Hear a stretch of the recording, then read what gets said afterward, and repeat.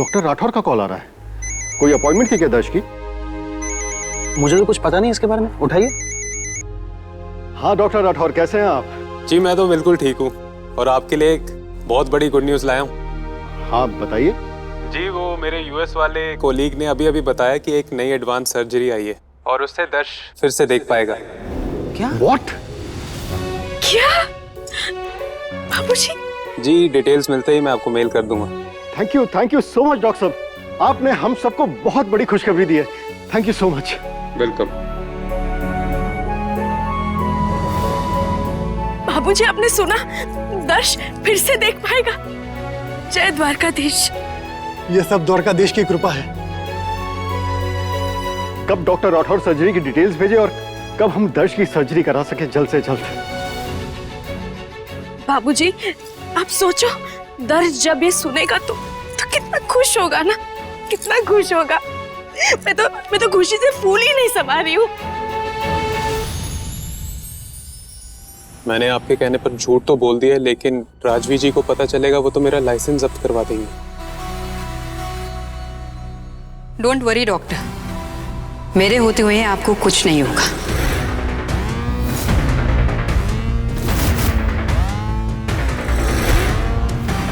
अब मैं भी देखती हूँ कि रावल फैमिली में ये शादियां कैसे होती हैं। आप जो मुझसे करवा रही है वो ठीक नहीं है। Excuse me, listen. Vipul sir का फोन आ रहा है।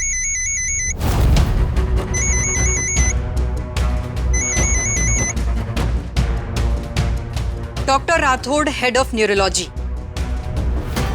डॉक्टर राठौड़, आपको तो पता होगा ना कि आपको हेड ऑफ न्यूरोलॉजी बनाने में मेरा कितना बड़ा हाथ है, राइट? तो डॉक्टर राठौड़, आपको ये भी पता होगा कि आपको हेड ऑफ न्यूरोलॉजी की पोजीशन से हटाने में मुझे कितना टाइम लगेगा।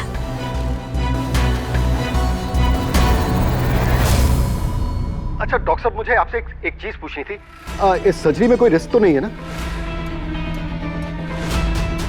मैं भी आपसे कैसे सवाल कर रहा हूं। आप इतने सालों से दर्श के डॉक्टर हैं, अगर रिस्क होता तो आप पहले ही हमें बता देते। मैं बस ये जानना चाहता हूं कि कितनी जल्दी दर्श का ऑपरेशन करा सकते हैं।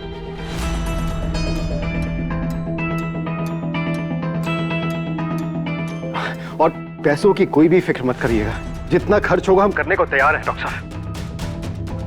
बस हमारे दर्श की आंखें पहले जैसी हो जाएंगी ना? अभी थोड़ा टाइम लगेगा रावल साहब। वो क्या है ना कि नया प्रोसीजर है तो अभी तक इस पर रिसर्च चल रही है और चांसेस बहुत ब्राइट हैं इस चीज़ के। और मुझे पूरा विश्वास है कि दर्श फिर से अपनी आंखों से देख पाएगा। Thank you so much doctor साहब, thank you so very much.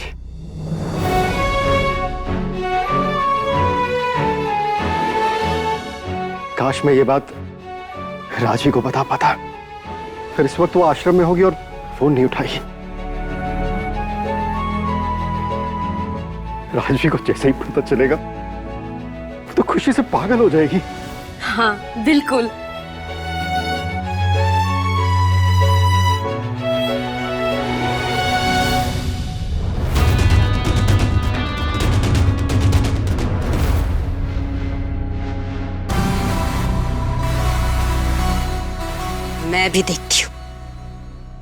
मैं भी देखती हूँ कि एक गांव की गवार लड़की की शादी डीबी के साथ कैसे होती है। रावल्स को तो यही लग रहा होगा ना कि ना देख पाने वाले बेटे की शादी किसी भी लड़की से कर दो। लेकिन जब रावल्स को पता चलेगा कि डीबी की आईसाइट वापस आ सकती है तो वो तो ये रिश्ता जरूर तोड़ देंगे।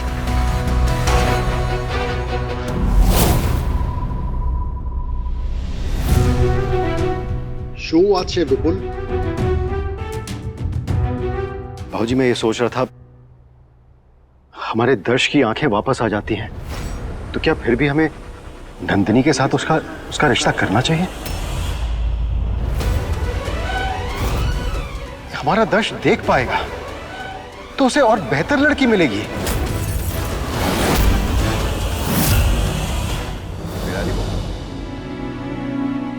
नंदू, कपड़े की पेटी मिली या नहीं?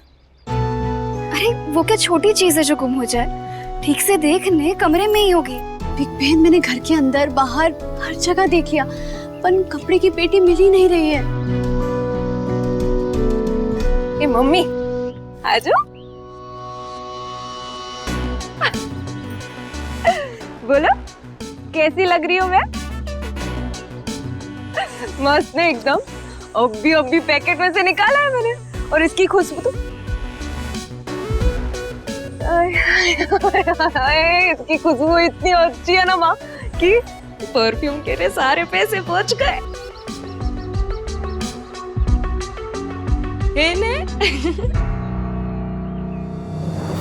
ओह माय गॉड, तू अब तक तैयार नहीं हुई है? अरे अजो, बड़े घर से ना गाड़ी ऑलरेडी आ गई है बाहर। अरे तुझे पता है ना ये अमीर लोग टाइम के कितने पक्के होते हैं।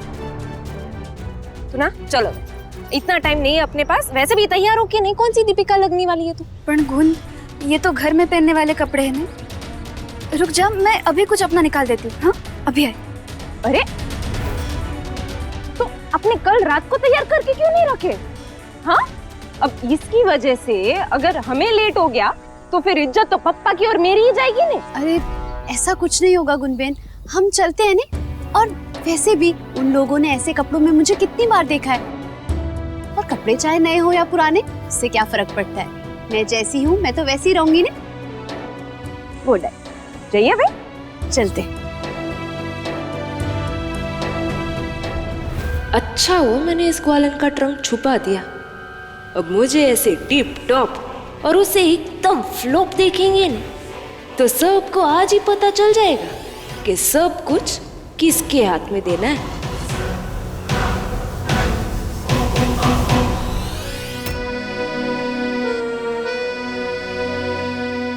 अरे बिग बेन, तू इतनी टेंशन में क्यों लग रही है?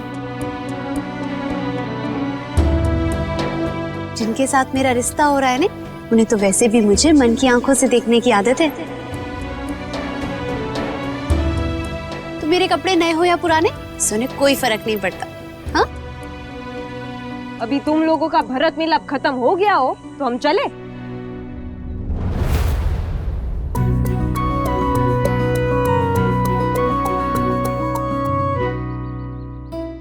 हे द्वारकाधीश, वहां सब कुछ अच्छा ही करना। देखिए, मैं जानता हूं कि नंदिनी अच्छी लड़की है, और मैंने ही कहा था कि दर्श के लिए एकदम परफेक्ट है। उससे अच्छी लड़की दर्श को नहीं मिल सकती। लेकिन इस खुशखबरी के बाद कि हमारा दर्श फिर से देख पाएगा, मुझे लगता है कि ये शादी हमें रोक देनी चाहिए।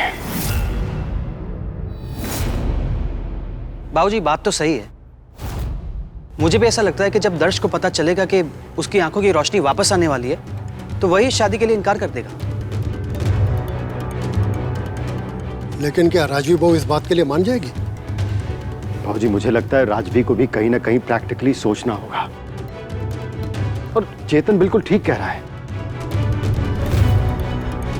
जरा सोचिए, दर्श को जब पता चलेगा कि उसकी आंखों की रोशनी वापस आ रही है, तो वो भी कहीं ना कहीं नंदिनी के साथ रिश्ता जोड़ने के लिए 2 बार तो सोचेगा जरूर। मगर मोटा भाई, नंदिनी और गुंजन दोनों अपने घर से निकल गए होंगे ना यहाँ आने के लिए। अभी कैसे? पारुल, एक काम करो, फिलहाल उन्हें फोन करो और आने के लिए मना कर दो। उनसे कहो कि आज का जो भी प्रोग्राम था वो कैंसिल, और आगे जो भी प्रोग्राम होगा उन्हें फोन करके बता देंगे। जी।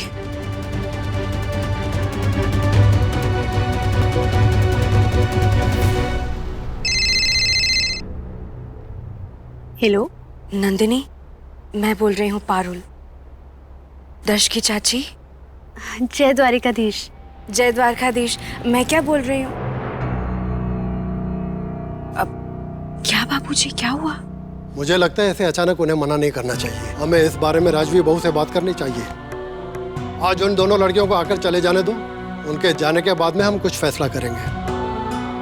और पारुल बेटा, उनकी खातिरदारी में कोई भी कमी नहीं होनी चाहिए।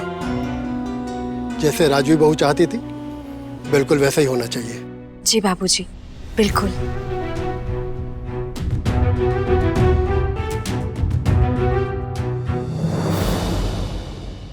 नंदिनी, मैंने इसलिए फोन किया था ये पूछने के लिए आप लोग कहाँ पहुंचे हो? जी बस निकल रहे हैं। संभाल के आना। हाँ जी।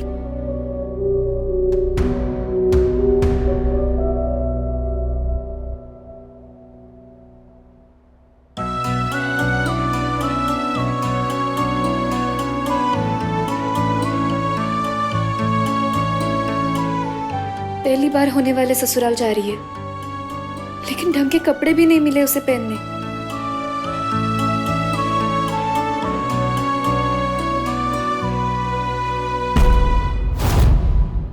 ये गुण भी ना कहीं भी कपड़े रख देती है।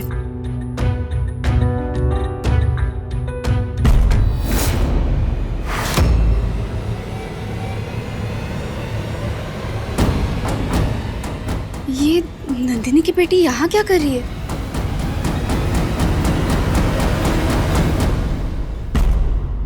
ये यहाँ है और बेचारी को सादे कपड़ों में बड़े घर जाना पड़ा। पता नहीं क्या सोच रहे होंगे वो नंदिनी के बारे में।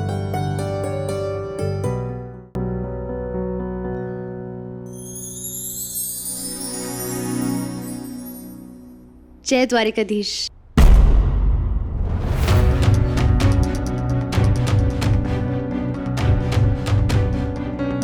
जय द्वारकाधीश, जय द्वारकाधीश। हेलो, कैसे हो? आओ। पारुल दी।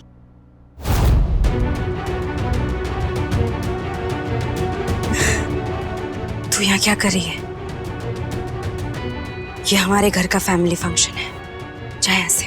वो बाबूजी ने मुझे और राखला को भी आने के लिए कहा था।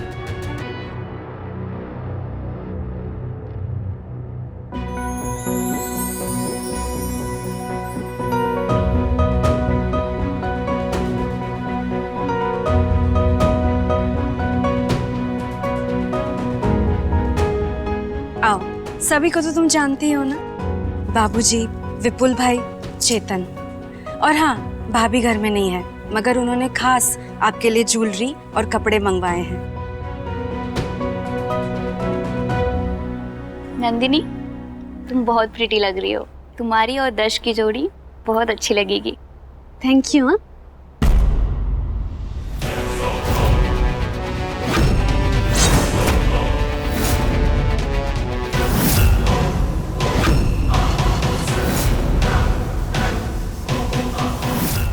ये राखला यहाँ?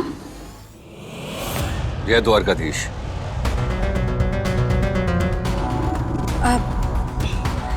ये मेरी छोटी बहन है निराली, और ये उसका पति राखला।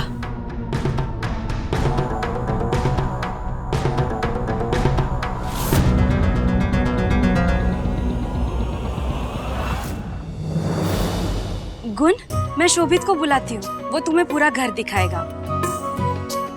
और नंदिनी, दर्श तुम्हारा इंतजार कराए, जाओ, जीनल तुम्हें लेके जाएगी। ये किचन में रख देना। आओ ना, आओ। गुनबेन, इस राखला से ने थोड़ा दूर रहना। हमें क्या पता था कि ये भी यहाँ पर होगा। तुझे ना मुझे सिखाने की जरूरत नहीं, ठीक है? तुझे क्या लगता है कि रावल परिवार की होने वाली बहू से 2 कौड़ी के आदमी की मुंह लगेगी? इम्पॉसिबल। कुछ सोचना पड़ेगा मोटा भाई। अब इन दोनों को तो बाबूजी ने यहाँ पे बुला लिया, और भाभी को भी नंदिनी बहुत पसंद है। लेकिन सवाल दर्श और शोभित के फ्यूचर का है। अगर दर्श की आंखें वापस आने वाली हैं तो हमें इन गांव वालों के साथ कोई भी रिश्ता रखने की कोई जरूरत नहीं है। अब तो हमें हमारी बराबरी का कोई भी रिश्ता मिल सकता है।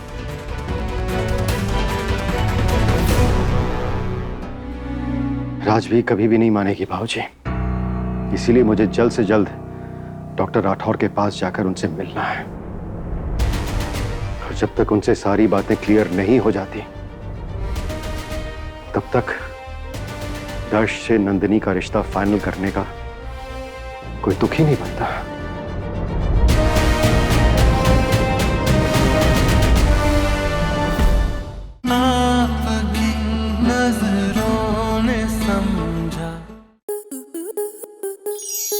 स्टार प्लस के YouTube पेज पर आने के लिए आपका धन्यवाद। अपने फेवरेट शोज देखने के लिए Subscribe to Star Plus YouTube page and hit the bell icon.